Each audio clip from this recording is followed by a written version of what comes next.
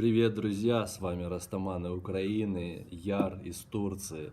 Спасибо всем тем, кто репостит наши видео. Спасибо всем тем, кто лайкает, комментирует и вообще поддерживает нас. Потому что, к сожалению, друзья, нас еще немного, таких как вы тоже немного. Но вам огромное спасибо, мы вам этого никогда не забудем.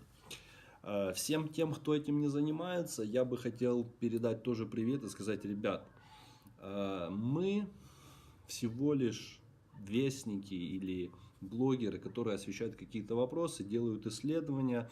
5 вопросов, которые мы задаем нашим респондентам. Находим этих людей, ездим по Украине.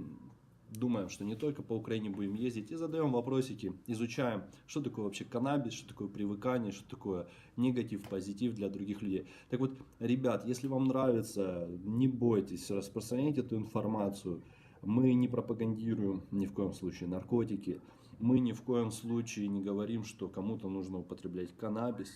Мы говорим только то, что каннабис помогает многим людям выздороветь от тех заболеваний, от которых нет других лекарств. И мы очень за декриминализацию в медицинском плане для начала, да, то есть в любом случае люди, которые болеют эпилепсией, люди, которые болеют гепатитом С, люди, которые болеют там другими страшными заболеваниями, да, Паркинсона, допустим, болезнь, старики, Альцгеймера. То есть они должны иметь доступ к реальным медикаментам, которые реально помогают. К сожалению, они не могут покупать данные медикаменты на черном рынке. В предыдущем видео, посмотрите на канале видео, как мы легко купили стаф, скажем так, во Львове средь бела дня. Это не проблема, но проблема в том, что там может быть что угодно. А для лечения, для пациентов нужно иметь определенный состав, нужно определенный сорт иметь, определенное качество. И этого не может гарантировать вам ни один барыга. Поэтому, к сожалению, ребята, им приходится либо растить самим, либо просто болеть и умирать от болезни. И это очень печально.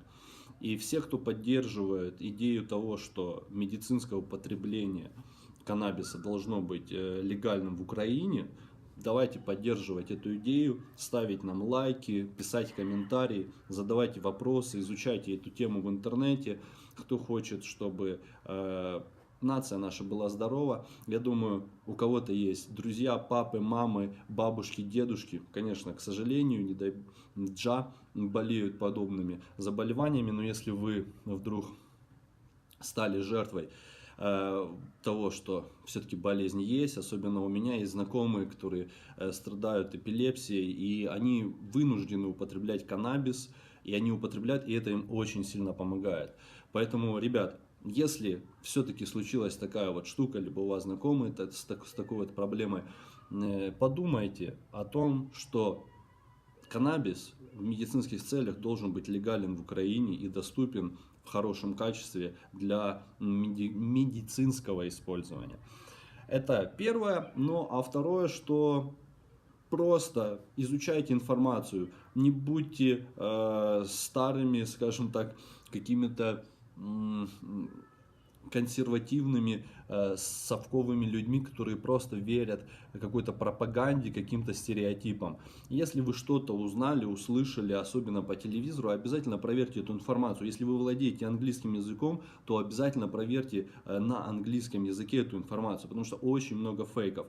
Я иногда не имею возможности просматривать и изучать информацию, я просто кидаю какой-то фейк-не фейк в Facebook, и благодаря тому, что у меня есть много грамотных, умных людей в друзьях, они помогают мне разобраться. У кого-то всегда находится время, кто-то уже эту тему изучил и всегда комментирует со ссылками обязательно на источники. И только так можно добиться какой-то правды, какой-то истины. Поэтому, ребята, всем мира и бобра, подписывайтесь на наш канал, ставьте колокольчик, там, жмите на него посильнее, ставьте лайки, пишите комментарии, помогайте нам пробиться в тренды, помогайте нам раскрутить наше благое дело, для того, чтобы о нас узнали, для того, чтобы люди все-таки промывали свои мозги не в плане пропаганды, а чтобы они вообще научились мыслить и понимать, что такое вообще медицинское употребление каннабиса. До скорых встреч. Пока. Peace.